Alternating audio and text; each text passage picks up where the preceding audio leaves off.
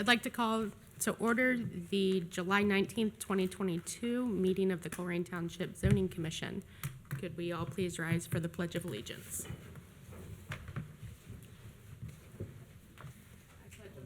Allegiance to the flag of the United States of America and to the republic for which it stands, one nation, under God, indivisible, with liberty and justice for all.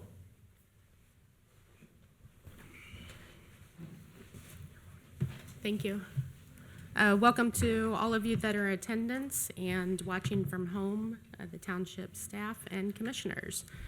Just a friendly reminder for everyone here tonight to silence your devices. And commissioners, if you could please make sure your microphones are on. Beginning tonight, we have Mr. Tim Bachman, who will be moving from an alternate member of the Zoning Commission to a regular member. Ms. Shield, would you like to proceed with conducting the oath of office? Yeah, Ms. Bachman, can you repeat after me? Sure. I, Timothy G. Bachman, I, Timothy G. Bachman, solemnly swear that I will uphold solemnly swear that I will uphold the Constitution and laws of the United States of America, the Constitution and laws of the United States of America, the Constitution and laws of the State of Ohio, the Constitution and laws of the State of Ohio, the laws and resolutions of Colerain Township, and the laws and the resolutions of Colerain Township, to the best of my ability, and will faithfully discharge to the best of my ability, and will faithfully discharge the duties of a primary member on the Zoning Commission the duties of a primary member on the Zoning Commission in and for Colerain Township, in and for Colerain Township, Hamilton County, State of Ohio, Hamilton County, State of Ohio, so help me God. so help me God. If you would just sign this for me. Congratulations and thank Thank you. you. Mr. Alleg, can we have a roll call, please?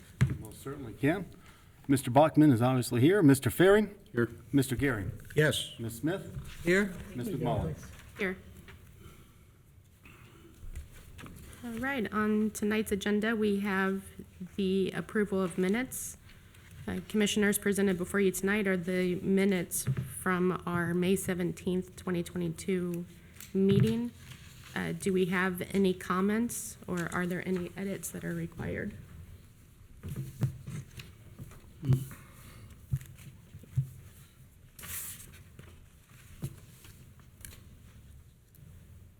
Okay, the only one that I have for you, Mr. Alleg, and it's very minor, is just on page 8. We need a space between two paragraphs. They just run up to each other. Okay, hearing no others, do we have a motion and a second to approve the Zoning Commission meeting minutes from May 17th, 2022?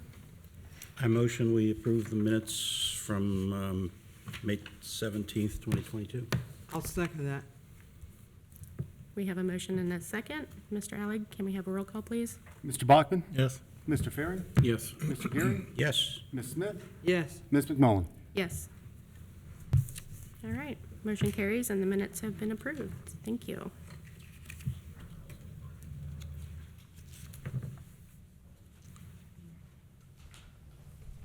All right. So next on the agenda, first we would like to welcome members of the public to the Zoning Commission meeting. And if there are any items that anyone wants to speak about that are not on tonight's agenda, now is the time. Mr. Alleg, did anyone note that they would like to speak tonight outside of the agenda? Not that I've been made aware of. I didn't glance over that list too well. Ms. McMullen? Okay. Is there anyone that would wish to speak about any item not on tonight's agenda? Okay. Seeing none? If I may, Ms. McMullen? Yes, sir. At some point, if the Vice Chair would you like to hold the election of officers prior to the hearing? I sure If would. you'd like Thank to. you. That's fine. We're going all the way back to number 1. Well, We're only on 3, so it's okay. Yeah, we're only on doesn't 3. happen often. Yes, thank you. So, we do need to hold an election of officers. This is deemed necessary due to the retirement of the previous zoning commission chairperson, Mr. Al Grody. So we need to know if there is anyone who would like to be nominated for chairperson, or if anyone has a nomination for chairperson.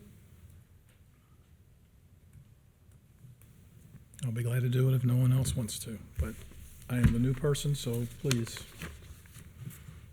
How about you, Ms. McMullen? Would you like to serve as chairman or as president?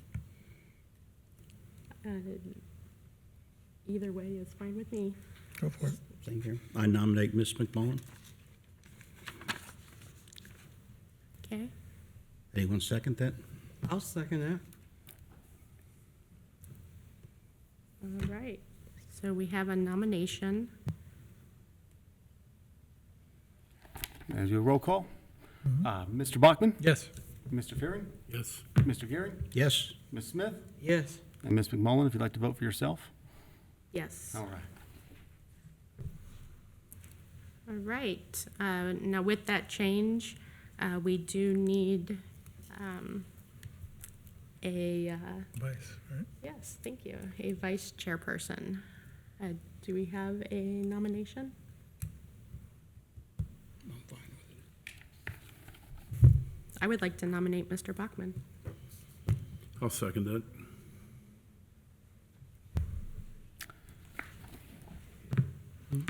If you'd like to All right. proceed. For a roll call for that, Mr. Bachman, Yes. Mr. Fearing, Yes. Mr. Gehring, Yes. Ms. Smith, Yes. and Ms. McMullen. Yes, All right. thank you. Thank you. All right. Mr. Alec, just to confirm, we have no final development plans on tonight's agenda. That is correct. All right. So for tonight, we do have one public hearing for the zoning case ZA 2022-07, which is a zoning map amendment. It is an R6 to a PDB, and major amendments to ZA 2001-08, ZA 2001-09, and ZA 2002-02. And Mr. Alec, does staff has a presentation? I do. As introduced, tonight's case is ZA 2022-07. I feel like I said this more often than I'd like to, but it's a unique one. At the property located at 8944 through 8986 Colerain Avenue, the applicant, Mr. James Watson, is representing the property owners, Mountain Agency Colerain LLC. In the sort of just north of Ronald Reagan, in the middle section, middle portion of Colerain Avenue is where the property is located, just south of the Target store, if everyone's familiar with that, in between Compton and McGill, on the east side of Colerain Avenue. Currently, this is the zoning of the sort of neighborhood area there, and here's just sort of a little closer aerial of the property. It's a former Moose Lodge, the particular parcel that we're dealing with tonight. And a little bit closer to that particular parcel, it's currently, it exists in 3 zoning districts, which is not ideal, but it's where we're at now. And again, here's just sort of a 2022 aerial view from Cages, just again showing the parcel in the outline. And of the just over 4-acre parcel, almost 5-acre parcel, the proposal tonight is to rezone 3.863 acres of the parcel from R6 to PDB. And here's just a property map, again, available from Cages. Topo map showing the elevation and relief of the property. Nothing too significant there, but sort of does trail this, or descend off in the rear back here. I'm not sure that's not coming up, is it? In the sort of eastern portion of the parcel back there. And I'm sure that'll be a topic we cover a little bit later in the meeting this evening. Just to reiterate, the applicant is requesting a zoning map amendment to rezone a portion of the property located at 8944 Colerain Avenue, parcel number 510-9314, from R6 to PDB. There should be a correction there. And This particular case, it led to a sort of massive amount of research to figure out what went on, and we will sort of walk through that tonight, hopefully in a coherent manner. But it'd be an amendment to 3 separate either PDPs, FDPs.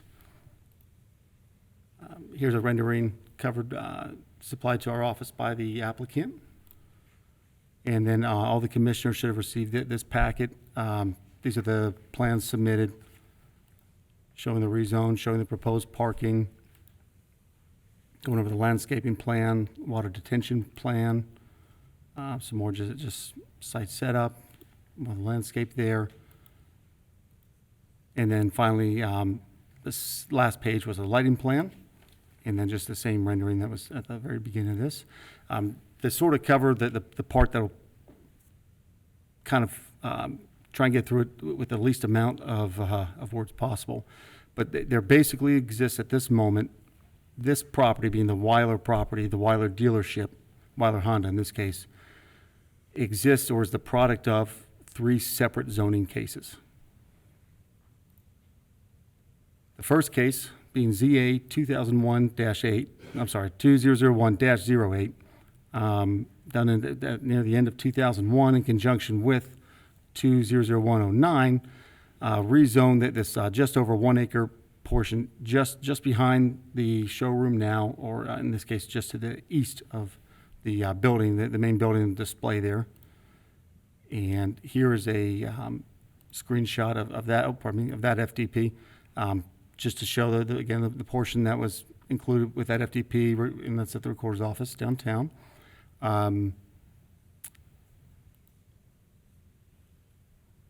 The next part that gets a little tricky is in case ZA 2001-09 was the case for Target. As a very large development encompassing a lot of parcels, it sort of kind of went all over, and there's been a lot of discussion between myself and the applicant's legal representative to sort of see if we can figure out what exactly happened and what we can do best tonight to rectify maybe some of the ambiguity that may exist with this. Again, the Target FDP available online, it lays out this portion, and of particular interest will be this parcel right here, if you can see the screen, and then these are 2 separate parcels right here that have, in this particular FDP, are all shown combined as 1 parcel. A little bit closer image of that, just in case that helps.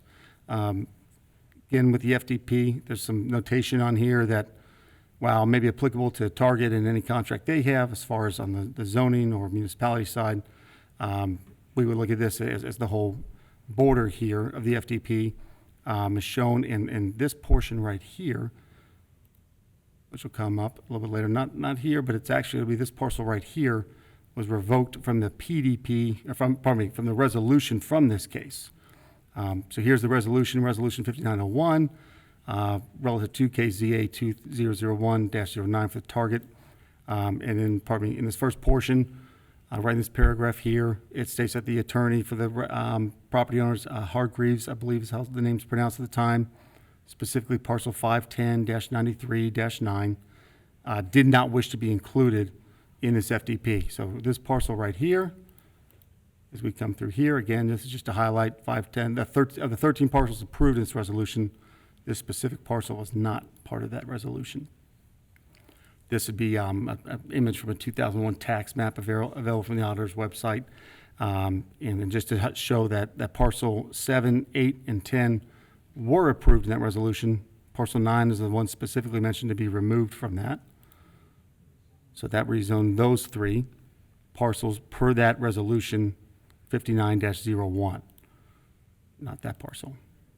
Now, case ZA 2002-02, the second Wyler case, third total in the previous zoning cases, did come back and rezone this parcel. So all of these parcels, including a portion of this, at this point now, we are completely confident they are zoned as PDB, and we can move forward with all the other fun aspects. Here's a image of a copy of the 2002 FDP, just to show it's a little bit over a half-acre parcel. It finally was rezoned.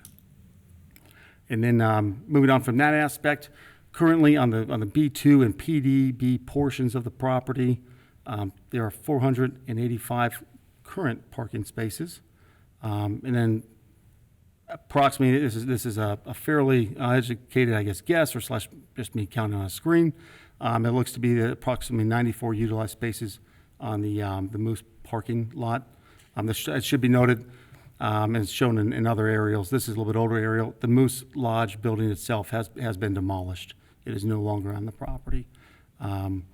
Currently, with that combination of what the Mountain Company agency owns, you're looking at a total of about 579 spaces. With the addition of tonight's approval, there are 250 proposed spaces that are clearly delineated on the PDP, and then in the letter, it mentions 266, which I'm guessing captures these spaces over here on the edge, on the western edge of this 3-acre portion of the parcel they're talking about. But I believe those may already be being utilized as parking, so the number could vary by approximately 16 plus or minus a few others. Again, with the 382 and the PDB specific spaces, the total would come to 751 parking spaces with tonight's proposal, if it were to be approved by my count. Could be, like I said, plus or minus a few there. Really, as a sort of quick summary of the approval criteria as available in the staff report, we got 9.31, the purpose of a PD. It's staff's opinion that everything presented and proposed tonight meets that criteria. 9.34, the compliance with plans.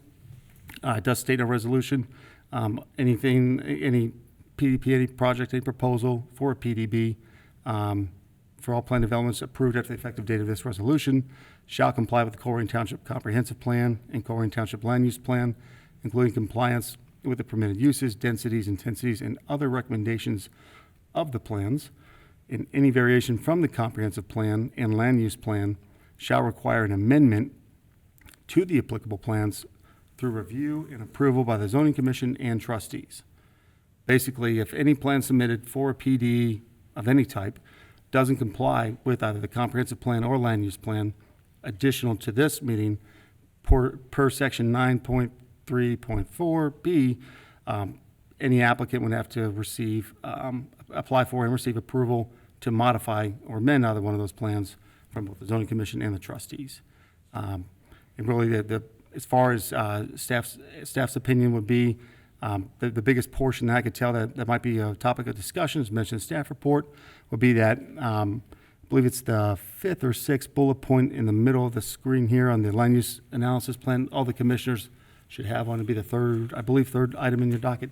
At every opportunity, the township should pursue automobile connectivity opportunities off of Colerain Avenue from Compton Road to McGill Lane. Basically, what that says is anyone who's driven up and down Colerain Avenue knows there's some traffic issues at times, and any opportunity to alleviate those or create other connectivity should be, according to the comprehensive plan and the land use element of the plan, any opportunity that happens, we should pursue that. Basically, that's to say at some point, this kind of came up in last month's case as well, a cross-access easement, again, from all the properties from the top of Target, from the northern boundary of Target at Compton, all the way down through McGill. Ideally, the township, as identified in our comprehensive plan, the Magic Colerain plan, would like to see some other collector or even maybe a little bit smaller type of connection back there. So where Colerain Avenue is a very large arterial street, something small, allowing residents or citizens to sort of move without, if you can't make a left-hand turn out of a property to go southbound on Colerain, it would give you an option to sort of connect through those different properties and businesses. And really, it's staff's opinion out of all things presented tonight, really discussing that and figuring out how if we comply with that through the conditions tonight, great. If not, then per that section mentioned before, 9.3.4 Part B, the applicant would have to apply to amend the comprehensive plan and/or land use plan. And if it's worth anything, it's staff's opinion that probably is a section in this area, which on the proposed plan, that is where, some parking takes place now, but it'd be an extension just south of Pool Road. In staff's opinion, you'd have frontage on two portions of the parcel there at some point in the future, but might be pretty ideal for the applicant.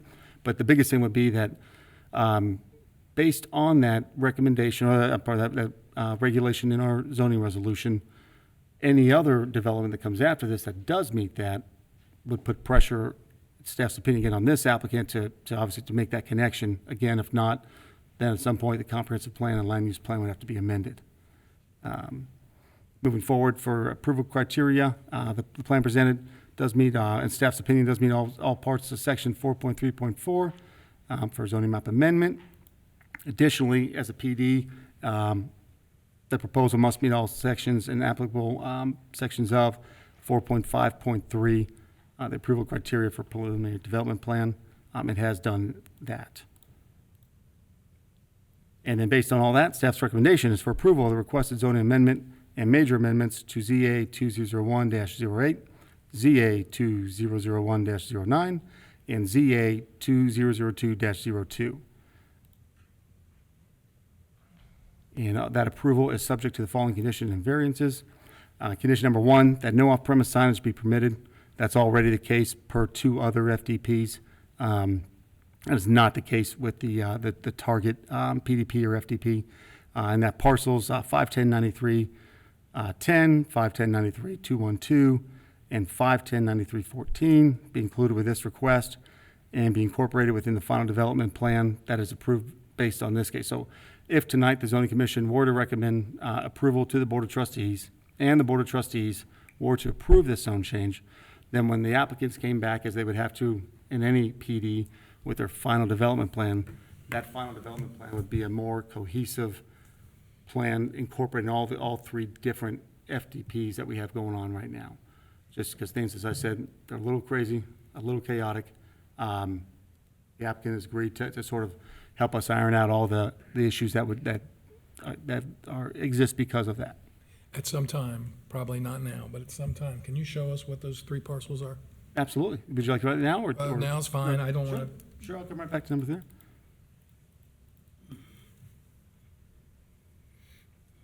It would be, if you can see on here, it would be basically all the parts, this parcel here, if you can see that.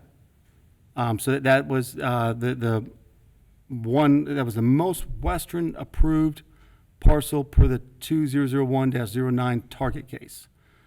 Then this parcel here is now it's a combined parcel that combines 2 parcels from the target, the ZA 2001-09 case, and then the most recent approved case, the ZA 2002-02 Wyler case. It's this half acre. It's the one parcel that was subtracted or excluded from the target resolution, and then the other parcel being this main parcel here, the parcel we're discussing tonight. So this parcel here is a separate parcel. This parcel here is currently a separate parcel, and this parcel here is a separate parcel. So these 3 parcels make up the parcels that are recommended being combined into a single FDP. And then that's the reason triggering the major amendments to those, either PDPs or FDPs. Thank you. And then number 3 for the conditions would be that the final development plan shall comply in all other respects with the regulations of the zoning resolution. Again, that would show or delineate some type of cross-access easement. Again, there's another condition that already exists. The unloading of inventory be done on the project site only. And that the applicant agrees, again, to designate a 25-foot cross-access easement and participate in a good faith effort to achieve the automobile connectivity mentioned in the Colerain Township Comprehensive Plan, Imagine Colerain. And part of the reason that it's awarded for that, as again was the topic of the case last month, is it's really hard to have a cross-access easement with just one party. It's practically impossible. You really can't. But basically, this statement, as a condition on the PDP and an FDP, states that any other applicant, in this case, the applicant at some point to the south, if they were to apply to become either PDB or anything like that, they would be required to show cross-access easement and the two parties would be required to come to some type of agreement to meet the goal of the Colerain Township Comprehensive Plan. If either one didn't, then again, that goes back and triggers that required amendment. A fun thing for our legal staff to work with. They'll appreciate that, I'm sure. So that covers the conditions recommended. And then it's staff's opinion there'd be two variances based on the proposed plan tonight. In staff's opinion, one is fairly arbitrary. Section 13.4.3, Design Standards, Part B2, basically states that any parking space should have a clear and easy ability to maneuver in and out of. The reason for this is on the southern edge of the proposed plan, and I'll go back to that in just a second. There's two stacked spaces where, if this were a typical parking lot where you would expect to have residents going in and out, citizens going in and out, probably would not recommend this, given that it's the storage facility for for car sales. It sort of it kind of makes sense and applies here. And then Part B would be a variance to Section 13.4.7, alternative parking. Part C, Part 2. Technically, since the particular parcel that we're dealing with tonight, the use itself is not on that parcel. It's on a separate parcel. The actual sales showroom technically is on a separate parcel. So in this case, staff's presenting and proposing a variance to that parcel, to that section that states that no off-site parking space shall be located more than 500 feet from the primary entrance of the use served, measured along the shortest legal practical walking route. This route may include a crossing right-of-way, provided it uses a legal crosswalk. Sort of a fairly random one that comes across where staff's belief that the intent of that really is to make sure you're not approving an off-site parking lot that has citizens or residents walking a long distance across some type of busy street where there might not be an approved crosswalk. Generally, a road separating two properties, the use being on one of those parcels, saying, okay, but we have a parking agreement across that public right-of-way, stating that, we can use this, usually, two businesses that may have like complimentary hours where one's open during the day, but one's open during the night. They may have a parking agreement like that where this would be a little more applicable, but just as to make sure it doesn't come up as an issue at any time in the future, we'll include it tonight. Again, see if I can zoom in here. The first variance really applies to these 17 spaces down here, because there would really be no access to maneuver out of there as described in the zoning resolution, the regulation, and what's described in the figure references. So that's the whole intent of those two variances. It's staff's opinion, very minimal. It's a good song, though. And those 5 conditions and 2 variances conclude staff's report. Thank you. Thank you for bearing with me through that. And commissioners, before we invite the applicant, do you have any questions for staff? I have one. This has been going on for quite some time. And a year ago, approximately, we had I think one of our first discussions that I can remember about this expansion. The neighbors at that time were very concerned about a water problem. And we're going to take a lot of land and put asphalt on it.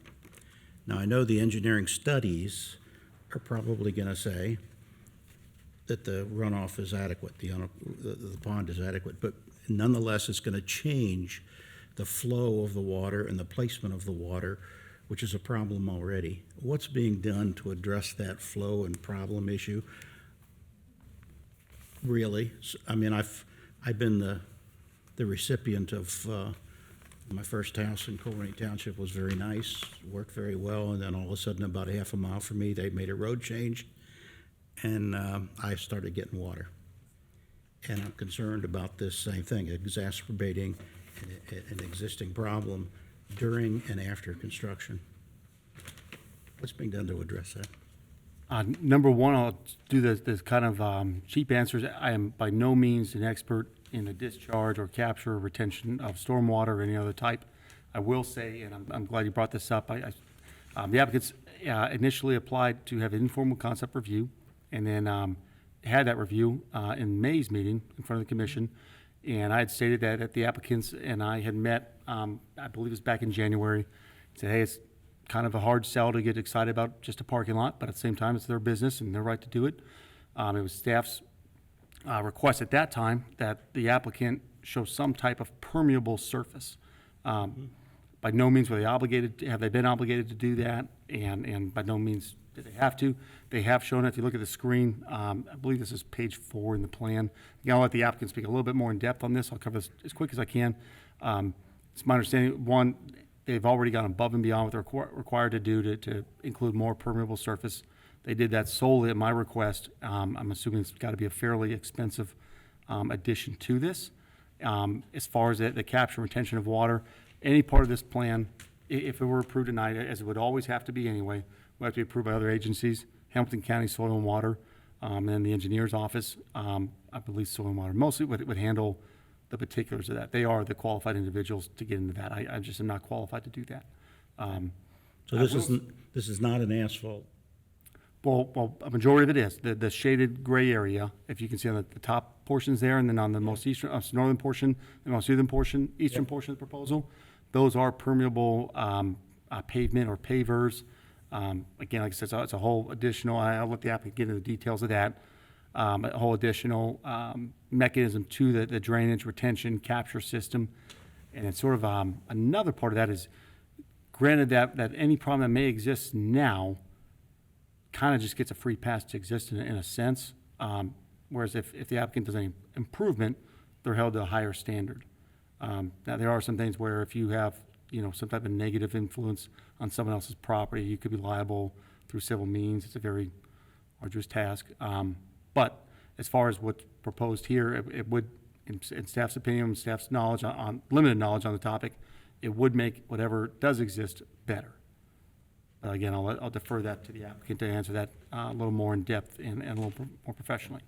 But thank you for that question, and thank you for, and get back here to mention that. The applicants did submit and include this extra addition, which they were not required to do. Any additional questions for staff? Okay, Mr. Elig, is the applicant present? I believe so, in force. Yep, and then, and thank you, she'll take it from here. Would you like to do anyone who wishes to speak, or just the applicant? Okay, if there's anyone who wishes to speak, and we have 1, 2, 3, 4, 5, 6, 7, about 8 on the list who had signed in to speak, if you would all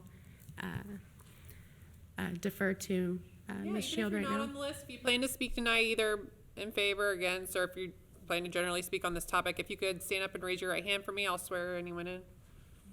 Counsel, can I clarify a point first? As legal counsel, I don't think I get sworn in. Okay. I think under the rules, that's correct. Also with me is Brian McNair, who is general counsel for Wyler. Although he will be testifying as a fact witness. Yeah, So it probably is appropriate. correct. Thank you.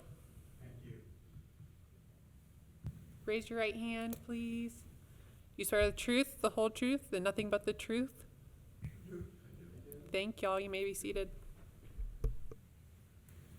And the applicant tonight, as Mr. Burke said, well, they do have a few here. Mr. James Watson was the, Mr. Tim Burke, I guess, is going first. That's okay. I am welcome. And for the record, if you would please state your name and address, spelling your My name last. is Tim Burke of the Manley Burke Law Firm, 225 West Court Street, Cincinnati, Ohio, 45202. And I am counsel to the Wyler interests in this application.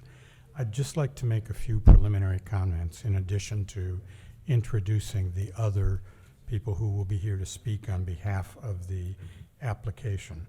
Brian McNair, who is here, is the general counsel to the Wyler interests. Paul Reaney is the director of operations for Wyler, and Jim Watson is the engineer from McGill Smith. And I think Jim will speak directly to the question of water in some detail. I do want to Mr. thank. Burke, if I could, ladies and gentlemen in the audience, if we could, when we have someone speaking, if you could hold any side conversations outside, we'd appreciate it, just so we could hear them clearly and concisely. Thank you so much. Appreciate it. I do want to thank Jared for the time he has spent with us working on this, and hopefully together, I think we're going to fix some things in the process here. As you've heard, there were 3 separate resolutions that went through that have affected some of this property. They almost went through in tandem. In fact, the original Wyler application and the Target application were literally back-to-back, acted on the same days by the Township trustees. That created some confusion when you looked at it, because for reasons that I can't explain as I stand here, the Target application included property owned by Stillpass and other property that was being acquired by Wyler that were never going to be a part of the Target project, but were going to be a part of this property. One of the critical things that we've agreed with is that if this resolution is if a resolution approving this rezoning is ultimately adopted by the Township trustees, rather than come back to you with a final development plan that only applies to the property involved in this application, it will be a master final development plan for all of the Wyler interest-owned property that is zoned planned development business. And that, I think, will help deal with some of the township records and even some of the applicant's records. We agree to the conditions that have been recommended as a part of the staff's report, with one issue that I do want to talk a little bit about. The Wyler interests are more than willing to commit publicly to cooperate in an effort to create the additional access road. The way the staff report is written, it initially would require the Wyler interests to designate a 25-foot cross-access easement. The problem with that language is we don't even know where that easement should go or who it should be conveyed to, because it's not clear whether this would become a private drive or a public street. There are lots of issues associated with that.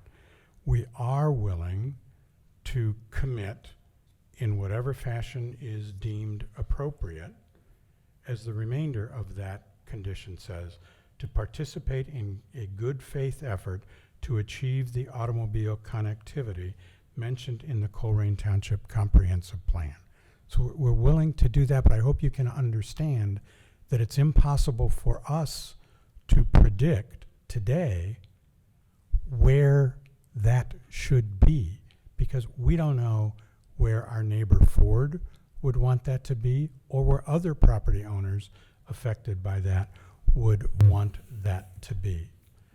The only other thing I would say about your comprehensive plan, Imagine Colerain, is for that same section, and I know you have copies in front of you, for that same section of Colerain Avenue, Middle Colerain Avenue between Compton and Cross County, one of the things that the master plan makes clear is that, and this is the language out of the master plan, this area should be branded for automobile retailers from Compton to Cross County Highway.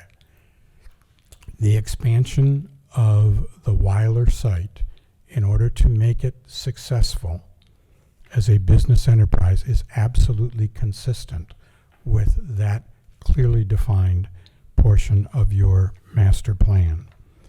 At this point, what I'd like to suggest, and I'm happy to answer any questions you may have, but if there are no questions, I'd like to suggest that you hear from Brian McNair to get a sense of Wyler's commitment to Colerain Township and what's happened here, and then from Jim Watson, who can describe in more detail the specific plans that I think will help in particular to address the water issue, which we are aware of. And then, should there be questions about Wyler's operations, Paul Rini is here as well to answer those questions. Is that appropriate? Thank you.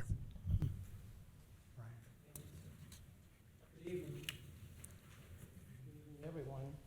And Mr. McNair, before you begin, if you Who am would. I? Yes, please, Yes. thank you. I'm Brian McNair, and I'm general counsel with Jeff Wyler Automotive Family. The address of that business is 401 Milford Parkway, Suite A in Milford, Ohio. Here to discuss the property, though, with Jeff Wyler Colerain Honda at 8950 Colerain Avenue. Thank you. So again, good evening. And I'd like to dovetail at the beginning because I think some history is good, and I appreciate Tim going back. When in the 2001-2002 timeframe, there was the Target development of that store. There was also some vacant land that was in front of the Moose Lodge, and the Moose Lodge was behind what at those days, or at one time, was Castrucci. It was owned by Castrucci. And historically, the Wyler entity, or a Wyler entity, actually leased the dealership from Castrucci. So as Tim said, a lot of things happened at once back then in that 2001-2002 timeframe. Wyler was leasing the property, and then, then there was the development plan, which was passed again with Target in mind, the Moose Lodge in mind, and then the dealership in mind. And then around again that time frame, there was the preliminary development plan, which had some conditions. Move forward 15 years to 2016, August 2016. The Moose Lodge approached us, and due to some financial situations that particular lodge was in, said that they wanted to sell the property. So we reached a deal. And actually then for a little over a year, maybe a little bit more, the Moose Lodge, so they could continue their operations as they found another home, they leased that property back. So they continued to have their events, park their vehicles, do whatever it was that they were involved with, and they leased that back from the Wyler interest. And so then they moved out, and in September 10th of 2019, we came before this commission requesting that the Moose Lodge property be used to store vehicles. We found out at that hearing that night, for the first time, I had been with the company, or I'm going on 7 years. Mr. Rini's been with the company over 30 years. That was the first time we found out that there were actually 3 violations to that 2002 plan, okay? And those violations were that there were vehicles that were being unloaded onto Pool Road. That stopped immediately. The second we found that out, that stopped. And to this date, there have been no vehicles unloaded on Pool Road. The second thing we found out was that there is a billboard on the property that is owned by a company called Lamar. The requirement from 2002 was that both sides of that billboard have Wyler advertising. What happened was Lamar was leasing one side of that billboard to various entities. At one time it was M&M Mars. There have been other companies that they leased to, and only one side was being leased or being used by Wyler. That again, then it took some time to work with Lamar because they were under contract. So it wasn't until November of 2020 that we were able to reach an agreement with Lamar to have both sides of that billboard advertise Wyler. So since November of 2020, both sides of that billboard have advertised Wyler, which is in compliance with the 2002 requirements. The third thing we found out back in 2019 was landscaping. The company was originally required to plant ash trees and do some additional landscaping. All of that, we have not put ash trees in because ash trees, as we all know, are all dead basically from the Mississippi River east. But we have hired a company called BZAC that has put literally thousands and thousands of dollars of landscaping in that area, and that was completed in July of 2021.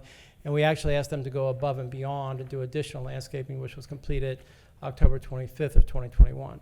So with regard to those violations, I will say too that before we came before this group in September of 2019, I personally had multiple meetings and discussions with Mr. Marty Kohler, who was the senior planner at the time. I had personally had conversations with Jesse Urbancic, who was the planner at that time. Mr. Reaney, Mr. Watson, and I had also had group meetings with them.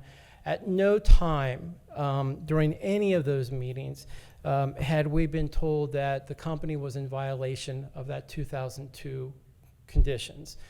And we didn't find out again until September of 2019 when we came before this group. And in those years, in those 18 years, there had never been a notice of violation served on the company. There had never been a fine levied. There had never been a citation. There had never been an order. Now, I will say that's no excuse, okay? And I personally take responsibility for that. I was hired by the company to be their general counsel, and I should have known 100%. That's my job. That's why I'm hired. I didn't know about these violations of these 3 conditions, and I should have known, and there's no excuse for it, none whatsoever.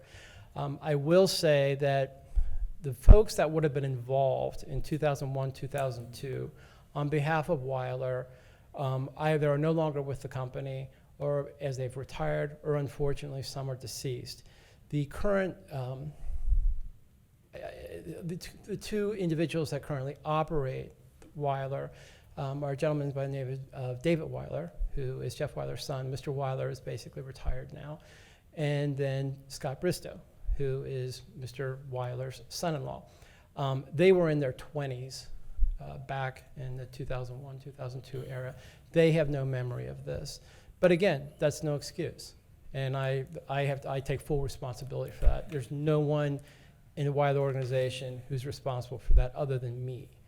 So I will say to you, though, that once we found out, then I worked with Marty Kohler up until his retirement. I actually then worked with Mike Iona, who I think briefly was senior planner, on getting these corrected and getting these, because we want to be, I mean, the Wyler family is committed to Colerain Township.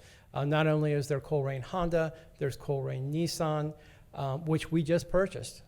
Okay, so we have just made, the company, I should say, has made a significant commitment in purchasing that property, again, from the Castrucci family, who owned the Nissan property. And that just happened within about the last 6 to 8 months. And then, as I'm sure all of you have probably heard, you know, the Wyler family has a connection with an additional acquisition that just closed last week for Colerain Avenue. So we want to be a good business citizen. We want to be a good partner in Colerain Township. Why do we want to do this project? Very simply, we have to remain competitive. And as everyone knows, since the pandemic has begun, there's been supply chain. I mean, it's on the news every night. It's in everything that you read, supply chain issues, whether it be getting chips from overseas, whether it be getting parts from overseas. When manufacturers, in this case, American Honda, they tell us, we're shipping you 20, 30, 40 Accords. We can't say no, okay? And especially now, because inventory is so short. So we need a place to store those vehicles, and that's why we're looking for this. But we certainly want to do it in a responsible way. And that's why we've looked, and Mr. Watson is a lot smarter than I am when it comes to this and with regard to the geotechnical side of it. But we don't want to cause any consequences to anyone, whether it be the township or certainly the other residents of the township, of which we are one too. We cannot control what was done by Target or Furniture Fair or anyone else 22, 23 years ago, and whether they put retention ponds in. I don't know, quite frankly, if they did or not, or what runoff that might have caused. But I do say that we definitely want to work, and Jared, by the way, and and Steve Springsteen, who met with us. I think I first met with you back in maybe March or February. They've been great to deal with, and they have walked us through, this is what we want, and this is what we think will work. And we've gone to great lengths. We want to make this work, okay, for all involved, whether it be drainage, whether it be lighting, whatever, additional landscaping, we will do that. So that's what we're interested in doing, but basically it comes down to, for us to be competitive with other manufacturers that are in this market, whether it be Honda, Nissan, Hyundai, Kia, Toyota, they all have storage issues. And so we're trying to address that so that we can get the inventory in so that we can sell vehicles, whether it be to residents of Colerain, or we like to think, and in fact we've talked about in this past, we feel that Colerain Avenue is a destination point for consumers in 3 states, quite frankly. We have customers that come from Indiana, that come from Kentucky, to come to Colerain Honda, and to come, quite frankly, to our Nissan dealership here too. And I'm sure that it's not just us, I'm sure they're coming to the other dealerships here. So, like King's Auto Mall, I think Colerain Township, Colerain Avenue is certainly a destination point, and we want to work with that, but we want to be it so people will continue to come back and purchase cars here, because it's good. It's good for us. I'm not going to say it isn't. It is, but it's also, I think, good for the business of Colerain Avenue. So that's all I really have, and I thank you very much for your time. Certainly want to thank Mr. Alec for a lot of time that he has graciously given us. And if anyone has any questions, I'll be glad to try to answer them, or I can turn things over to Mr. Watson, who your question with regard to water is obviously a very good one. And I think he could definitely explain what they're looking to do, and also explain what is going on right now. Thank you. Thank you, Mr. McNair. Great. Hi. Good evening. My name is Jim Watson. I'm with McGill Smith Punchin, 3700 Park 42 Drive, Cincinnati, 45241. I'm the civil engineer for the project. And I'll just talk about the plan. And we'll start off with detention. Jared, could I see the grading plan?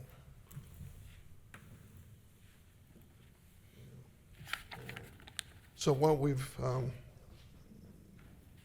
Jared's pointed out the shaded parking spaces to the north and east. Those are areas that have permeable pavement. The project drains in those directions, so all the water that's generated by that paved surface is going to go to those areas. And by having permeable pavement in those areas, it provides an opportunity for some of that water to get into the subgrade and percolate into the soil without running off. That's not a 100% solution, and it never is, at least in these areas around this part of Ohio, unless you're down by the river. What we have to supplement that is a piped sewer system that will take whatever the permeable pavement won't accept, and then it will route that runoff to the east. You see the collection of lines to the east of the parking area. That's a relative to the size of the drainage area. It's a large detention basin. It's normally wet, or I mean, it's normally a dry basin. It does, in compliance with current EPA regulations, it does have some areas at the bottom that will stay wet for perhaps a 48-hour period in order to settle out pollutants and so on. But to give you some perspective on how that detention basin is going to perform, the peak rate of discharge after this is developed, okay, peak rate of discharge will be half of what the current undeveloped peak rate of runoff is from the site as it is. Okay? Now we're going to put in 1.25 acres of hard surface in this, but with the drainage features that we have planned for this, the rate of runoff will be half of what is presently experienced. And it's a fairly significant, it's over-designed. Make sure I understand. Are you saying that this will take twice as much runoff as is now the case coming through there? Yeah, that's probably a fair estimate. It'll take twice as much and it'll release half the rate. Okay.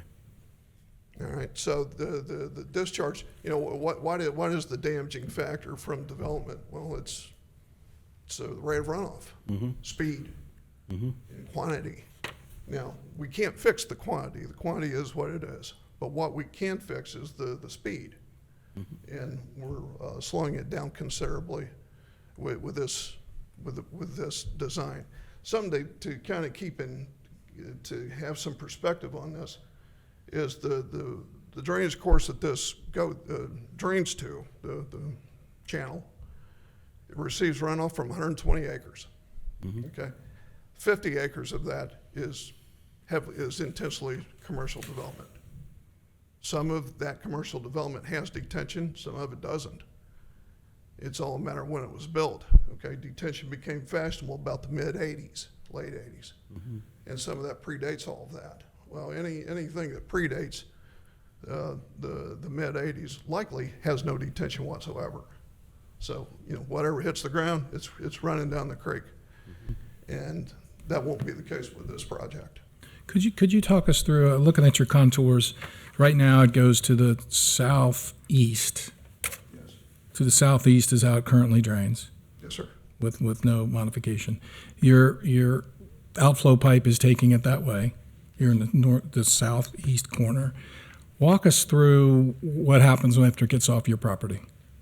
Well, while it's on our property, before it gets off our property, what we have at the outlet is what we call a level spreader. Okay, and what the idea behind that is to spread out the flow rather than it being a concentrated stream.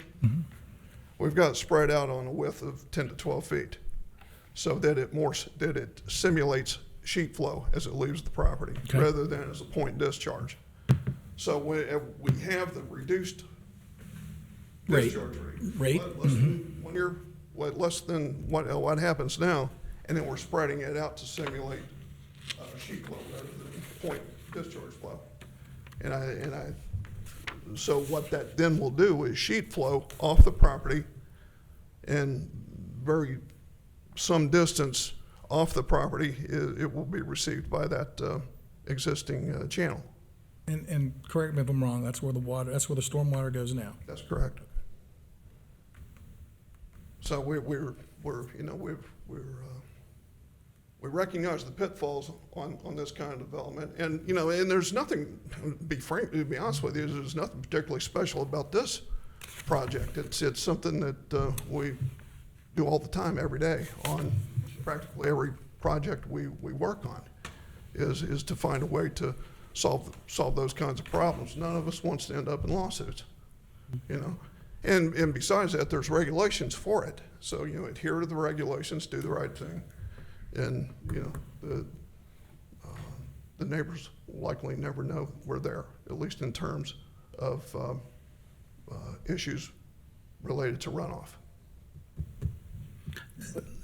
Let me ask you a question. You say after construction, during construction, will there be anything done? Once you get a water damage, it's there.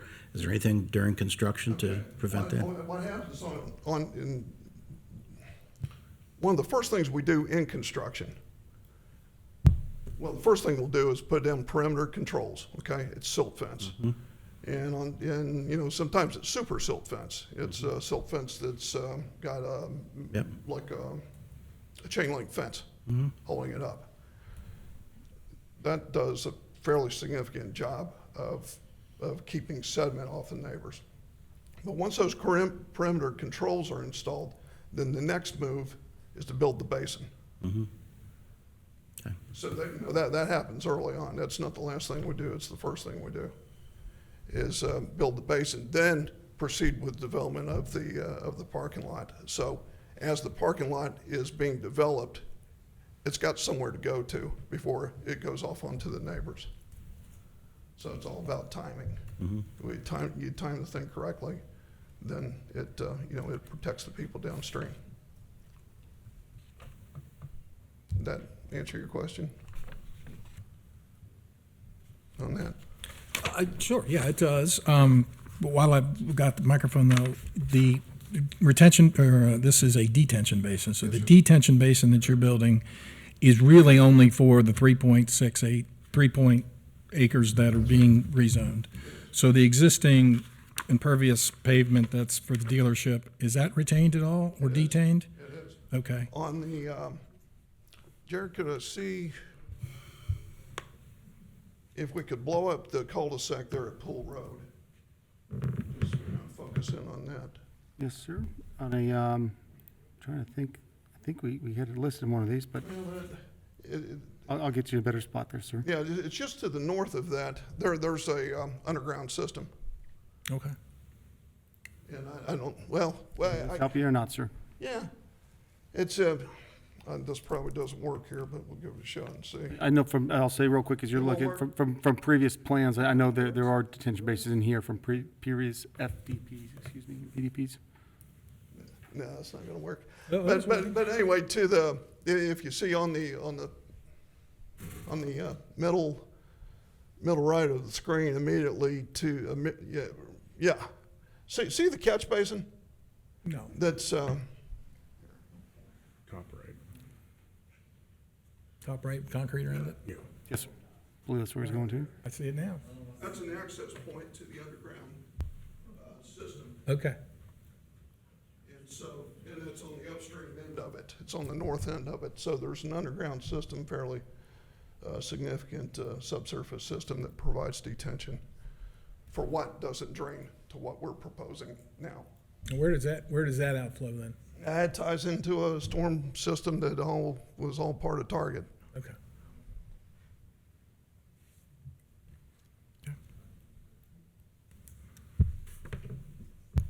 So,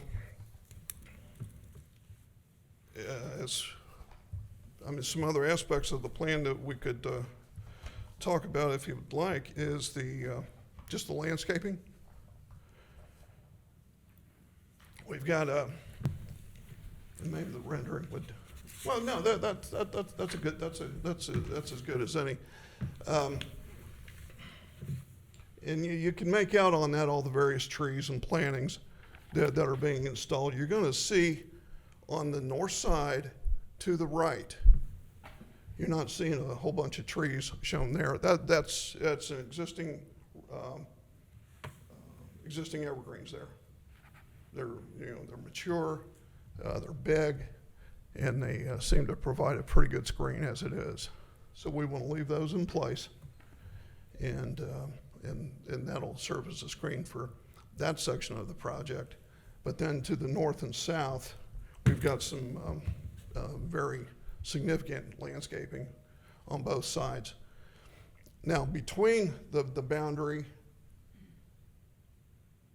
you have the boundary, then the landscape, then we have a solid wood screen fence. So the landscaping's on the neighbor side of what we're proposing here. So it's we're doing all we can to screen what we got going on there from the neighbors, and it's happening on both the north and the south sides. We also have the wood fence also runs between the parking area and the detention basin over on the east to serve as a screen there as well. As far as the east is concerned, you don't see any plantings going on over there. That's an area that there are no trees there, or there one or two in there. We'll take those out. But the balance of what you see there, that's existing vegetation. We've located both the detention basin and the parking area, and it is such that we minimize disturbance to the trees along the east side of the property and allow that existing screen to remain in place. We have a significant amount of landscaping inside the parking area itself. We've got 16 islands. In those 16 islands, we've got 22 trees, we've got 50 shrubs, and we've got ornamental grass as well. So it's a fairly, and those trees are shade trees. So we're making a fairly significant effort there. And then, of course, you can see the trees that we've got to the north and south. And those are, the trees are primarily evergreens, they're shrubs and grasses and whatnot that's supplement, to supplement the evergreens.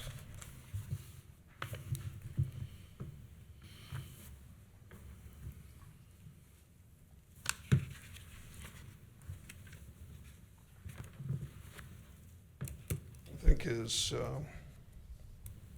the only other thing to really touch on is the lighting. The lighting plan, we're showing, I want to say 2 10-foot candles to the north near the property line, 3 10-foot candles to the south near the property line. I believe that is in That's compliance with your regs. And of course, those figures do not factor in any kind of screening or reduction in intensity that landscaping might provide. So I think we've got that covered pretty good as well. It's LED lighting, it's down directed, 24-foot poles. I think it's all pretty much to the letter of what your lighting regs call for. So I think that's the nuts and bolts of what we got going on. I'd be happy to take any questions you might have. I have a couple questions. The new area that we're talking about, how many parking spots is that? Approximately. It's either 250 or 266. If you count the If you count the 16 along 16, the yes, one sir. side, that's where you get 266. So we're in the area to be rezoned. I've got 266. Okay. Do we know how many parking spots used to be there for the Moose Lodge? For the Moose Lodge, Jared counted 94 and I had estimated 90. Well, So excellent. we're in the same ballpark on that.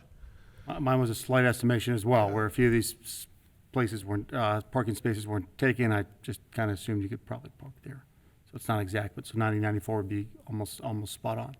So I think at the end of the day, we're talking a net of 170, more or less.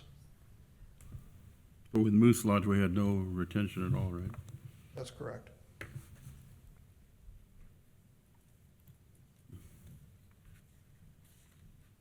Any additional questions for Mr. Watson? Mr. Rennie, were you speaking tonight? No. Okay. All right, commissioners, do you have any additional questions for the applicant? Just one, Mr. McNary, you mentioned in your discussion that this was your words was a storage of vehicles. Does that mean this is truly storage, or will there be sales off of this with the loudspeakers and the salespeople and so on and so forth with the consumer? My understanding, no, that there's not going to be any loudspeakers, that it's not going to be, I'm not going to tell you there aren't going to be people that walk back there. I mean, there probably will. Sure. But it's purely, this is purely for storage. That's what we wanted. That's our goal. Okay, Yeah, but would somebody wander back there? Yeah, I'm not going to say that won't happen. Sure. And when we're, that definitely, what I'm getting at here is the intensity of the use. No. Obviously, it's a lot more intense as you get closer to Colerain with the comings and goings of a consumer, the banging of the doors, let me check the horn out, the loudspeaker, all that. Those vehicles, if someone says, oh, really, gee, I love this Accord that's in your showroom, or that's sitting out front, but I want it in blue, they'd pull it up. Okay. That's what they would do. Sure.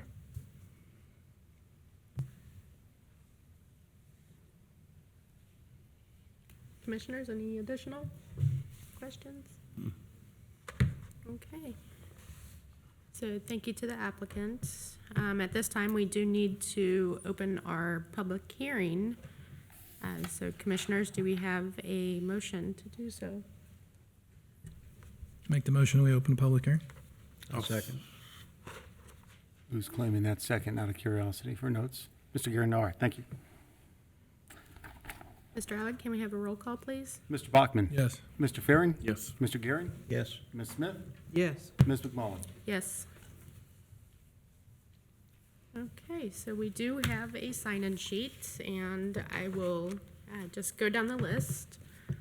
So first, we have Mr. Robert Katine, if I'm pronouncing your name correctly. You see a gentleman just Did stepped he out? just step out? Okay, we'll go to the next then. We'll come back We'll to come him. back, yeah. Let's see, Mr. Burke already spoke. Mr. Alfred Nagel.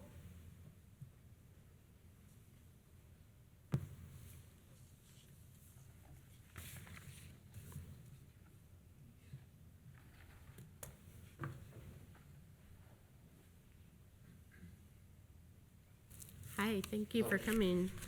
First, to start off, oh, My you're name doing is it for me, Alfred thank you. Nagel, And I live at 9109 Zollner Drive. Okay, thank you.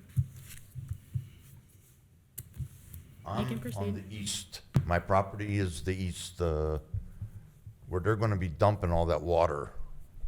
They say that, it's gonna slow it down. Well, that's all it's gonna do is just slow it down.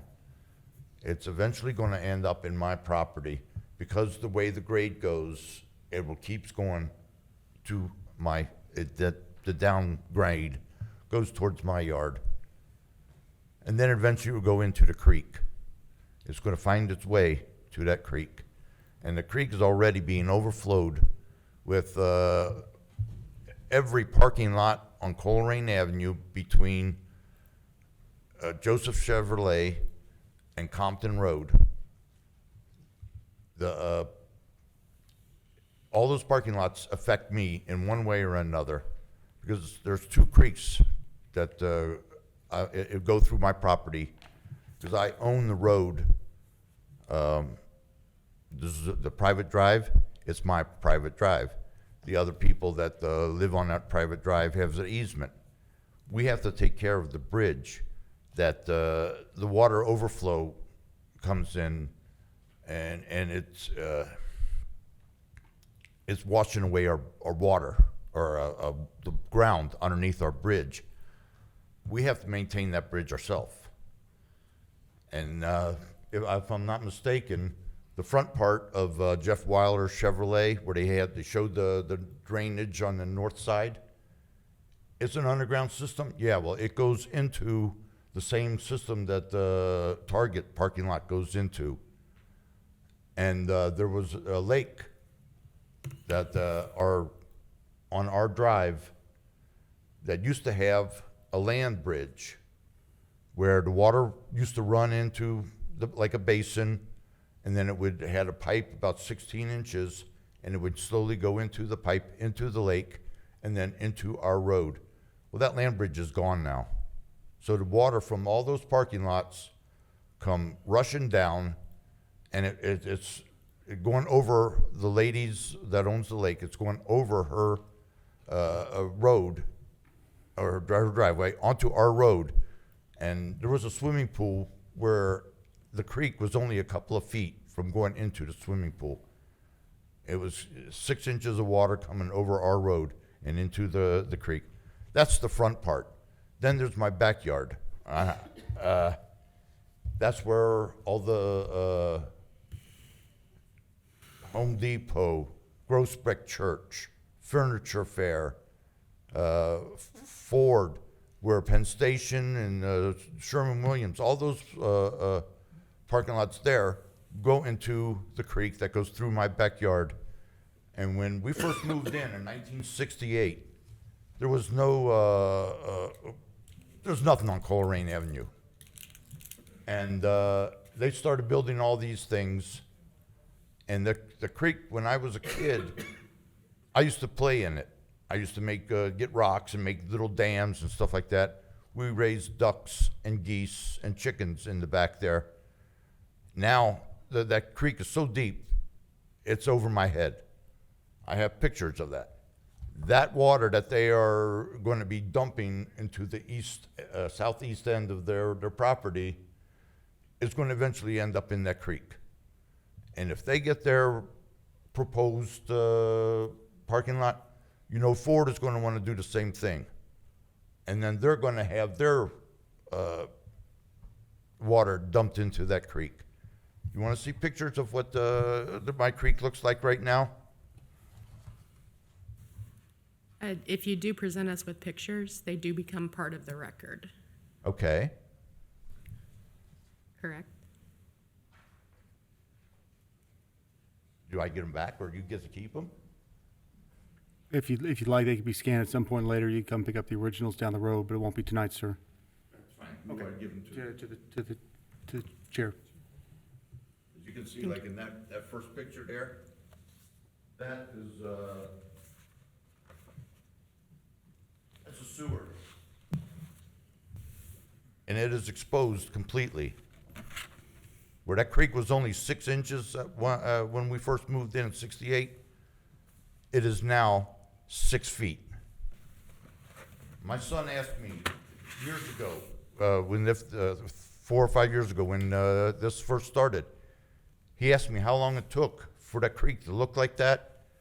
I had to think about it. I said, well, that's 45 years. That's when they started the development up there on Colerain. And in 45 years, that's what the creek looks like. And thousands of years, it made a creek that was only 6 inches deep. You know, I say enough is enough. You know, you're developing too much. You know, it's affecting us down the road or down the creek. You know, I've got some figures here that 1 acre, if you get 1 acre of asphalt there, with 1 inch of rain, it'll produce 24,000, almost 25,000 gallons of water. And that will fill up a pool of 26 by 32 feet by 4 feet high. That's 24,000 gallons. And they're going to take that and they say it's going to slowly go into, it's going to eventually, when you have the heavy rains in the spring, that water's going to be, that basin is going to be so saturated, it's not going to have time to soak in anymore. It's just going to come right into my property. I don't know what else I can say. I mean, you know, I'm sure none of you would want a swimming pool dumped in your side yard there. I sure don't. And I know any of these people here don't want it. They talk about taking care of their property. I have a picture here where their tree fell on my fence. The tree's been dead for years. They don't take care of it back there. Once they get their fence put up around, because I did see where they have going to put a fence, a privacy fence or whatever around their basin. That stuff behind that, they ain't going to worry about that. All they want to do is to show up front where they're selling all their cars. They're not worried about the people behind them.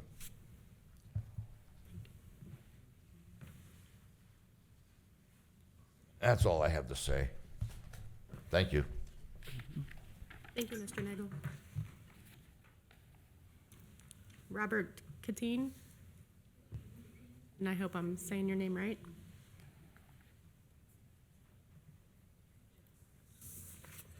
Please state your name for the record, address. Robert B. Katine, 3120 Pavlova Drive, 45251.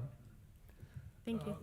Mr. Nagel there is my neighbor across the pond or creek now. Well, he was telling you about where we moved out there 43 years ago. It was just a little stream. Now that stream is a overflowing, washing away our property and creating all kind of havoc in that area because of developments of the Colerain area. My neighbor, Mr. Osterbrock here, has some pictures that he could show you of how it's flowing through that area at this time. If I could ask him to bring the camera up and show you his phone to show you the pictures. Can we do that? We can't get them on the record.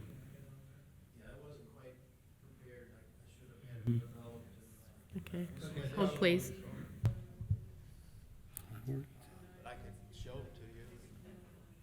Okay, hold please. We're waiting on advice from legal first.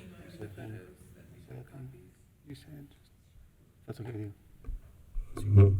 Yeah, if the commission would like to see the photos, you can present them to them on your phone, but you would have to email copies to Jared so he could have them for the record. I only have a few here, but this is just after one. I heavy downpour, but just a good rain.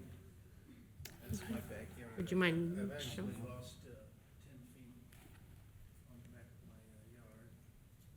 I've got drains installed in there. I've been up here several times actually to show people what's going on back there. They kind of suggested maybe I Would you mind start a showing the canoe, other? canoe rental or something like that. I never really got a good response. But I'll text them to your number. Just so we're clear, I'm confused where you live on that Yeah, map. I'll show you. If you can keep track there, Mr. Bachman, or anyone, I believe. If you wouldn't mind stating your name and address for the record as well, since you did speak and show photos. That's my property. Tim, you want me to wait till he's done? Mr. Nagel's right across there. That's Mr. Nagel right there. And sir, the phone pictures, where do you live?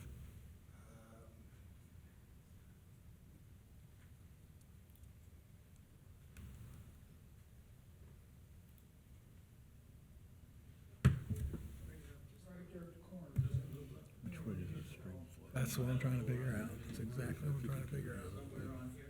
Back down a little bit. Is this my house? Yeah. I don't know where the creek is. This is my 3120. It's right in here. Okay. Right here. Yeah, this is supposed to be my road. So this is the creek right here? No. No? Okay. Right here. It runs through my property right here. Okay, and gentleman with the phone. The road is there. All right. We're gonna, Yes, one we- at a time. Yeah, Are you done We're speaking, gonna- sir? Or no? I'm sorry, what? Are you done speaking, sir? And sorry Yes, to, sorry. and real quick before, can we get your name and address, just so I can have that in my minutes? Thank you so much. It's Tim Osterbrock, 8965 Palomar Road, Palomar. and he did sign in, so I, I didn't Thank you, thank you, thank you. and you have the, I was gonna say, you have the floor if there's anything else that, It's just that there's such an influx. I mean, when it does rain, if it rained real hard, it's almost like a big wall of water coming down. If there was, if my dog got out there, I'd probably have to go down to Winton Woods to find him. It would just wash him away. Which way does that stream flow? Down past my house, so I guess southeast.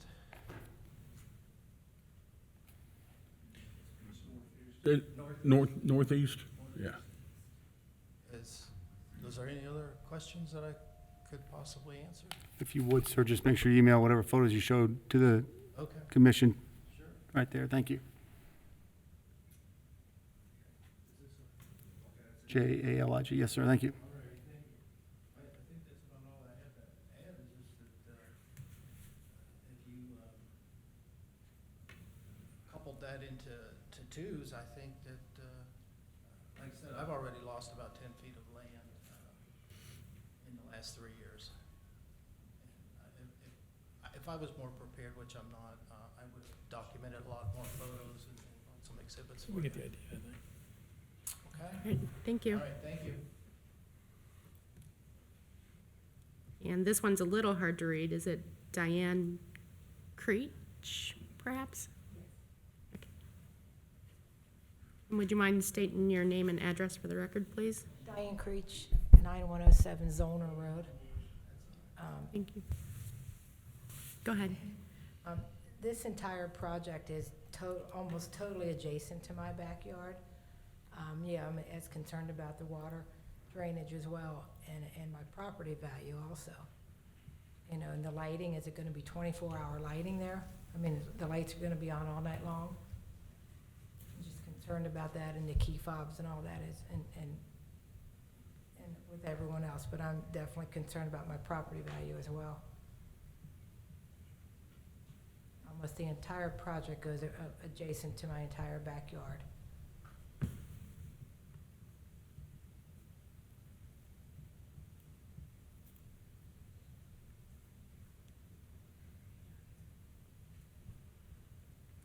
Oh, that's it. Okay, okay, thank you. Thank you, miss.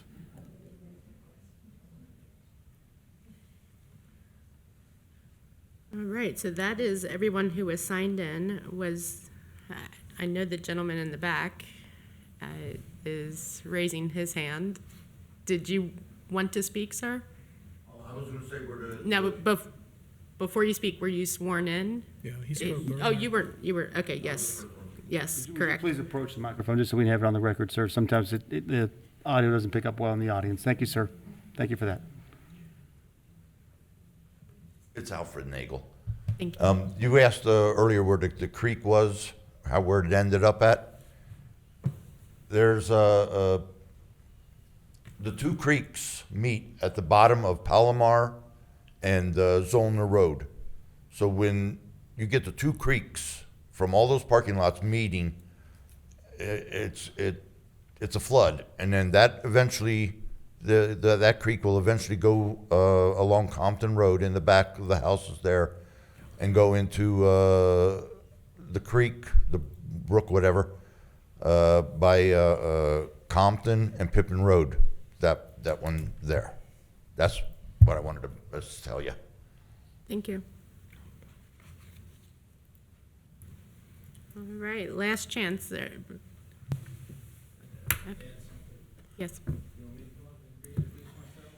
No, but you can come. I guess instead of being so adverse about all this deterioration, I guess, and problems that we're having, is there a remedy such as maybe bringing in some stones or some way to reinforce the creek to help it from falling apart? And I mean, maybe there's a suggestion that way that we could do. Does the township have any means like that available? I'm sure that you're aware of all the flooding down there, though, because you have to come down and clean it up, or at least the township maintenance does from time to time. But that's all I wanted to add, is if there was a remedy for you guys. Can I ask a question? Thank you. It's gonna be later. Thank you, sir. Now, To the people that just talked. no, I'm sure you saw, there's a gentleman who raised his hand. I'm sure you saw it, but Oh, that gentleman right there. Did you sign in, Yes, sir. sir? okay, please come forward, and then he will need to be sworn in. Were you already sworn in? Okay. Yeah. Oh, okay. You're good. If you could just say your name and your address, please. Philip Russo. I live at 3272 Sunnyside Drive. When it rains, where the circle is, where the moose lodge used to come out, it floods right there. And then on the corner on the right side of that lot, there's a drain that water drains at an angle, going from this way, going from the left to the right in that corner. Well, there's a pipe, I guess, underground that is broken, and that pipe, water squirts up out of that pipe there.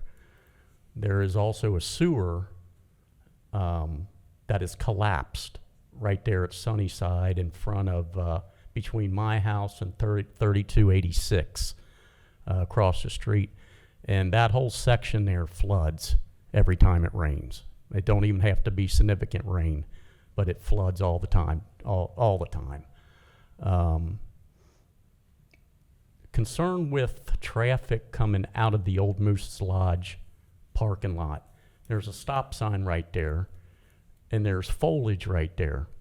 Well, I take the liberty of taking my shears down there and cutting the foliage away from the stop sign, because people run that stop sign constantly.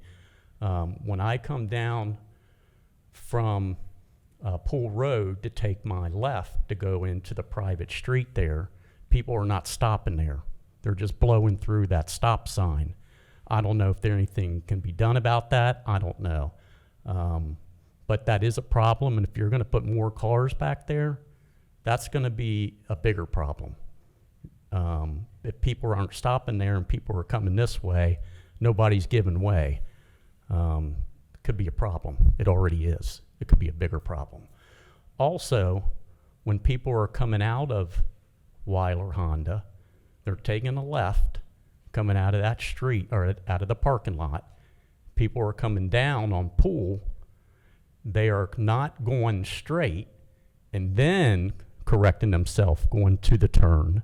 They're actually cutting through the circle there, almost a diagonal, and they're starting their turn or their approach in the beginning of the turn. So people coming around the corner there, because there's a hill there and there's cars parked, as you can see, you cannot see your vision. You cannot see the cars coming this way, and they can't see you. So that's been a problem for a long time. I don't know what can be done about it, just making you aware of what's going on because I deal with it every day. But that's a couple of the things that is going on. And if they're going to put lighting up, and I've noticed Ford at night, they turn half of their lights out at night. They don't have every single light post on all night long. Wyler does. Every single light post, they have lights on all night long, and they're bright. So if they're going to put lights along there, that's just going to blind everybody. I understand security and protecting their property. I appreciate that. But I don't think you have to have, it's so bright that you're blinding the people that's living right, like I live right in front of their proposed area where they're going to put that lot. So, take that under consideration. The only other thing would be the beepers, the cars. My wife used to work third shift at the hospital. They would run these beepers on these cars where their horns would go off to find the cars, sometimes 4 or 5 cars at a time. And, it'd wake her up and she can't sleep, I understand finding a car, but sometimes they keep these things running for a couple minutes, like they can't find the car. Well, if you got 2 or 3 cars beeping at the same time, how in the heck do you know which car that you're getting? I don't understand it. Now, I've gone up there and complained about it, but, it seems to have gotten better. They don't do it as often they used to. It used to be a big game before. But, I don't know if they can do anything about that. That's a concern of mine also. So thank you for your time and listening to me. Appreciate it. Thank you. Thank you. Thank you, sir. All right, last call. All right, seeing no one else, we do need to have a motion to close the public hearing. I'll make a motion that we close the public hearing. Do we have a second? I'll second that. Okay, we have a motion and a second. Mr. Alley, can we have a roll call, please? Mr. Bachman? Yes. Mr. Farron? Yes. Ms. Smith? Yes. Mr. Gearing? Yes. Ms. McMullen? Yes. Out of order there, apologize. All right, commissioners, it is your time. Any additional questions for staff or the applicant? I have a few things that came up in the public hearing that I would like the applicant to address. So, Mr. Watson, I think you'd probably be the best person to take the first stab, and then whoever your team member might be appropriate, that's fine. So let's talk about drainage first. We heard from Mr. Nagel and Mr. Osterbach about the drainage in their backyard with regard to the creek. Can you put up the aerial that illustrates where those gentlemen live in the creek? Yes, So my question's going to be, that water that you're generating is indeed going in the creek that they talked about? Okay, I wanted to verify that. And could you speak to the basin, as you mentioned, is really a rate issue. It's coming off the property at a slower rate. Yes. So in theory, in a huge storm event, it's being held in that basin and it's being released at a slower rate. It is, right. So in theory, total engineering theory here, that would help in one gentleman's, your little 3.6 acres is going to help a a bit. Now, certainly did you say there's 120 acres? 120 acres. So I'm 3 out of 120. you're, So whatever that, 2%, whatever that is. It's, you know, it's not, they're not going to notice a difference. I understand that. Okay. But you can only do what you can do in terms of the compliance with regard to the stormwater management issues for the county. That's right. And you're doing that? Yes, sir. Okay. And the water, as I asked before, is going that way currently? It's not that you're redirecting water, it's going there currently? Correct statement. Okay. Yes, sir. Okay. So I think that was just for clarification in my brain that with regard to the stormwater. You mentioned the landscape, you mentioned the screen fence, which hopefully will help some of Mr. Morso's issues on Sunnyside with regard to the intensity, if you will, with his wife sleeping and the beeping of the cars, as I mentioned earlier. The second question that came up, which I haven't heard anything about, you mentioned the light at the property line, the .2 candle lights, which is code, as I understand, so that you're in compliance. But with regard to an operation standpoint, the question was asked, it's not been answered. Does Wyler turn them off? Do they dim? Do they modify their lights? And that may be an operations question, and that's fine. That's fine. We whispered here a few That's moments fine, ago but about that. certainly it came up, and we'd like to hear the idea is answer. To dim those lights. But if we could hear from the operations person, I think that'd be more appropriate. Paul Rainey, 401 Milford Parkway, Milford, Ohio, 45150. To speak to the lighting, lighting technology is moving at a rapid pace. What we would put here is what we are upgrading at all of our facilities, but not all at once.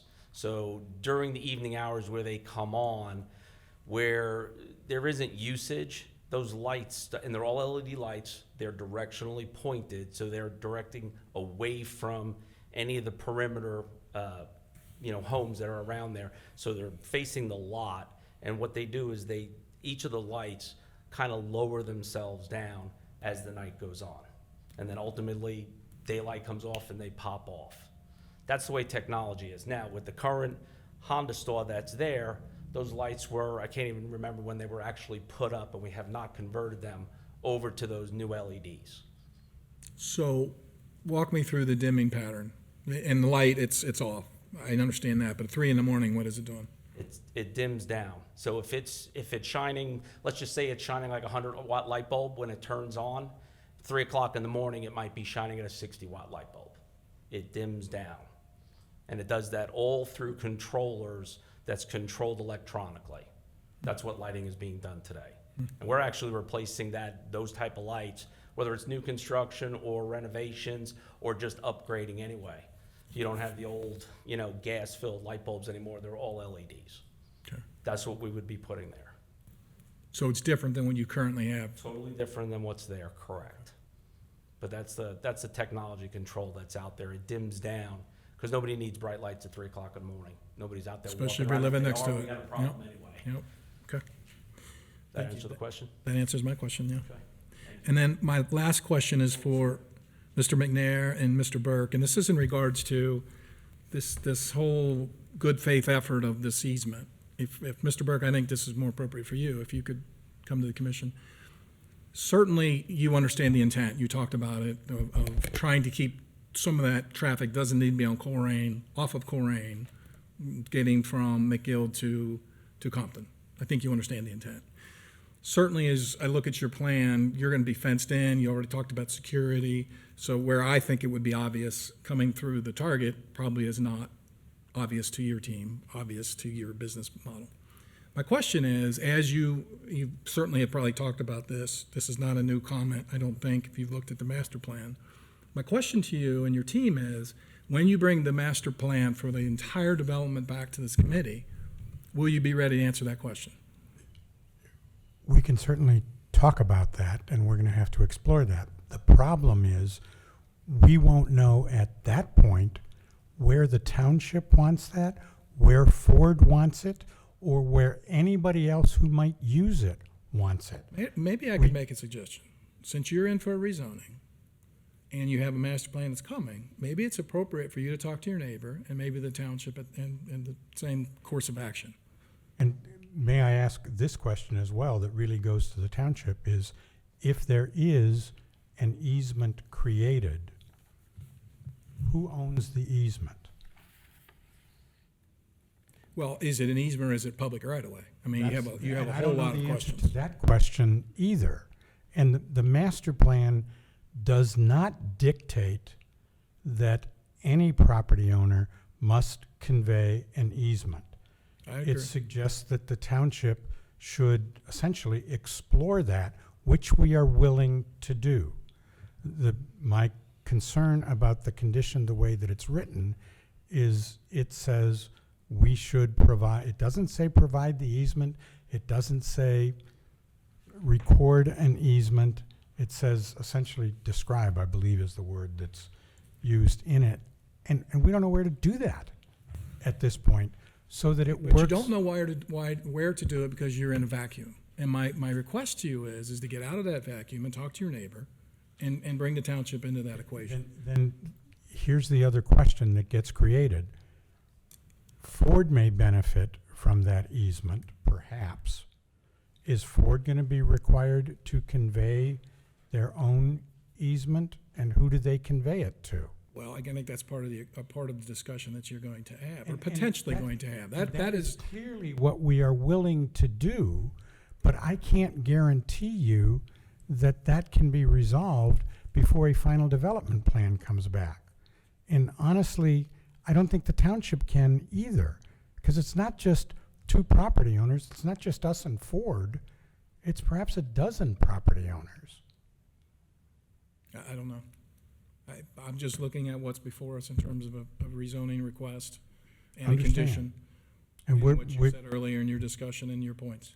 We are willing to continue to explore this in good faith.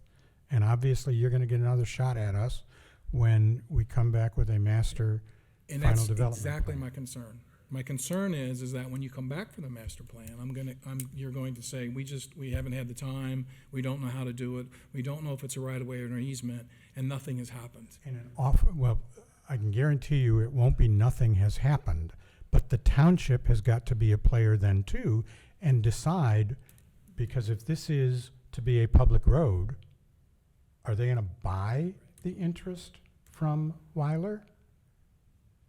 Or is this, in essence, using zoning as an eminent domain tool to take that interest? And that becomes Sure it does. another more difficult issue. But I think it's worth, you've said explore. Absolutely, and we'll do that. Okay. And we understand, and it's my guess is it's 2 to 3 months by the time we get through the township trustees and have a final development plan to bring back to you. So there is time for that exploration to take place. And you've sent the clear message that we better be able to document that there has been an effort to discuss these issues. That's all I ask. Okay. Thank That will be done. We're depending on it. Thank you. Thank you. I'd like to just state about the water issue. You can give these. As a commissioner, we can do nothing. In other words, say that this can't happen, in which case you get no benefit to your water. You still have the water problem, and it's not going to get any better. Or if we approve this, as I understand it, it's designed, we'll have to wait to see if it turns out that way, designed to provide a little bit of adjustment to your water. In other words, the flow is going to be half of what it is now off the property. It'll be twice as long, but half as much in a given period of time. It sounds to me like the water problem is an MSD problem.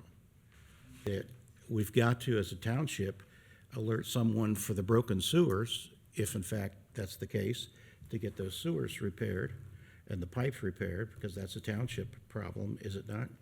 It depends on who owns it, but it's either one of those two entities. That's correct. Yes, sir. We got to get that repaired. And then secondly, we've got to pressure Metropolitan Sewer District to fix this problem. Because isn't that what they're doing with their $2 or $3 billion expenditure right now in Hamilton County? Is they're fixing problems just like this? The intricacies of the MSD plans and funding would bore you to death, but it is for similar projects, whether it's a specific area, I could not attest to that I one know or the it's- other. But all I have to say, yes, it is to fix issues.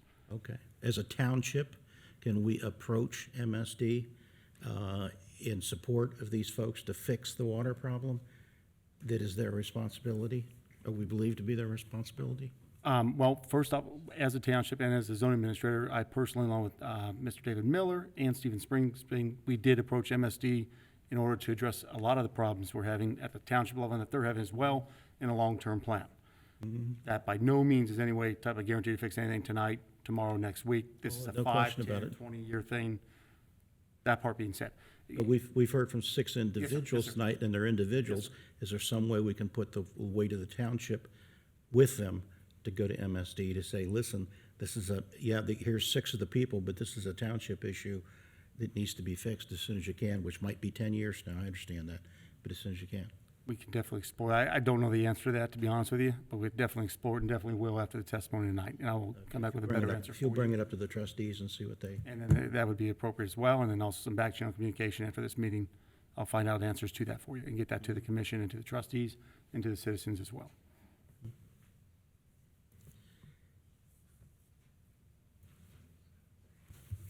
Mrs. Smith, any questions? I don't have any more questions. Mr. Ferry?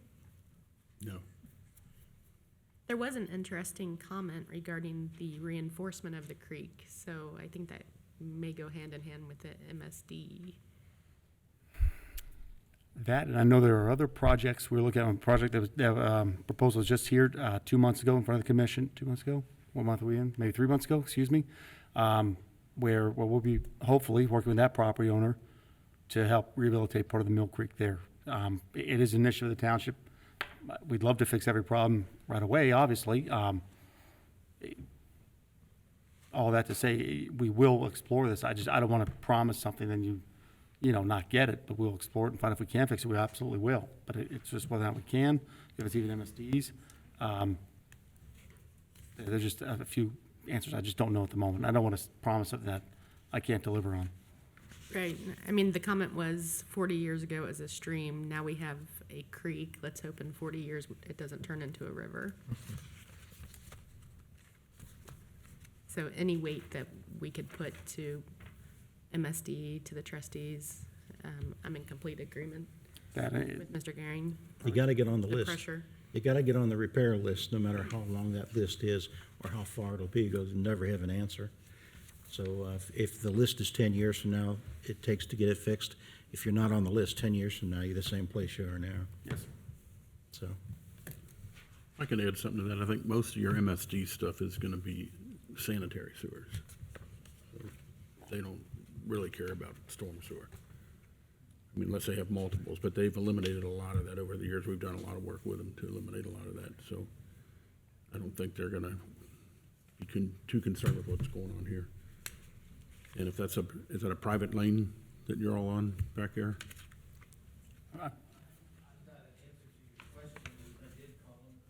Would you mind approaching If you would, the sir, if you're podium, on the street, please? Please hit the microphone so we can have it recorded. Thank you. Sorry, it just has to be on record. I have to introduce myself again? No, you're good. Okay.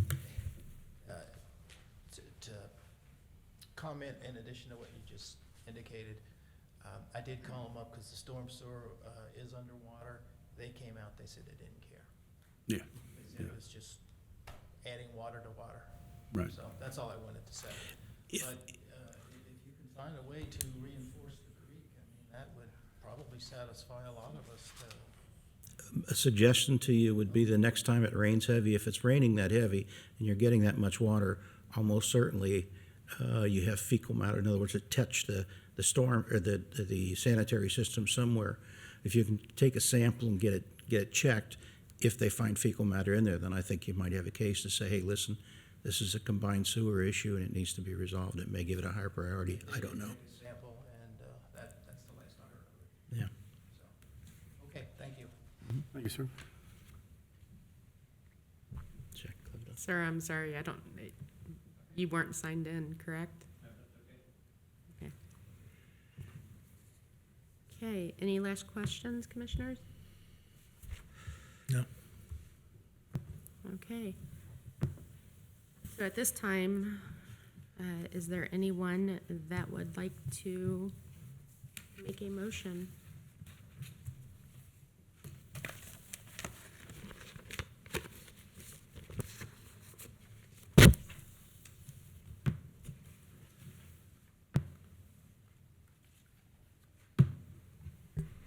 I'll motion that we accept the plan as submitted, ZA 2022-07.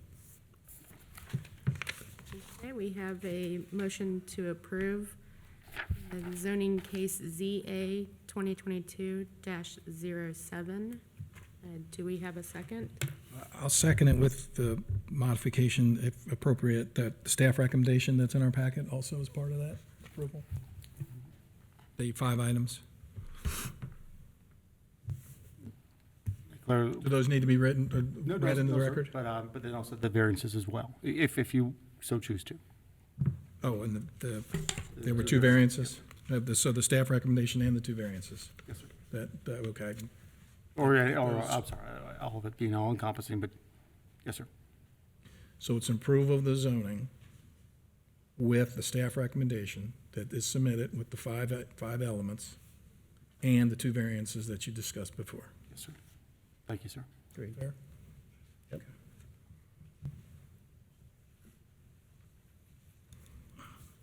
Okay, so just to be clear, we have a motion and a second, and Mr. Guerin, you did agree to approval with the recommendation of And the variances. the 5 conditions and the variances. That's correct. Okay. Mr. Alec, can we Ms. have a Smith? roll call? No? Mr. Farron? Yes. Mr. Gary? Yes. Mr. Bachman? Yes. Ms. McMullen? Yes.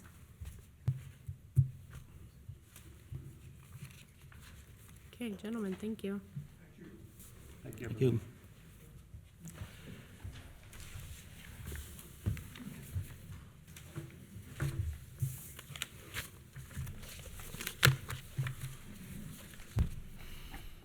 And Mr. Alec, at the end, I'll give you the pictures to be Thank you. scanned in, and then you'll make sure that I'll they get their scan copies those back. and then have them available if anyone returns to pick them up. Okay, thank you. Thank you. Keep them? Thank you, sir. Thank you, sir. Thank you. All right, so we are on number 6. There are no informal concept reviews. Any old business? No, ma'am? And do we have any new business? Not at the moment? Any administration reports? Commissioners, if we could reserve any discussion and focus on what we're talking about. No administration matters at the moment. Okay, any announcements? No, ma'am? None of those either? All right. So the next meeting scheduled for August 16th is no longer being held, so we will be meeting on September the 20th. At the moment, we've received no applications for August 16th, and I'm assuming if we receive any applications between now and the deadline, September 20th would be the next meeting as scheduled. If we receive no applications, then we'll be moving on to the following month, to October. Okay, thank you. All right, so commissioners, staff, and all in attendance, thank you for being here tonight. All in favor of adjournment, please say aye. May need a motion first. I think he wants a motion. I don't think, okay, we can Just motion. in case. Just, Okay, I'm not yes, an that's expert fine. at the Robert's rules, but just to make sure. Okay, Let's try a so do we motion. have a motion to adjourn? I'll make that motion. All in favor? Thank you. All in favor, please say aye. Aye. Any opposed? Okay, meeting adjourned. Thank you. I apologize. Thank you very much. Good job.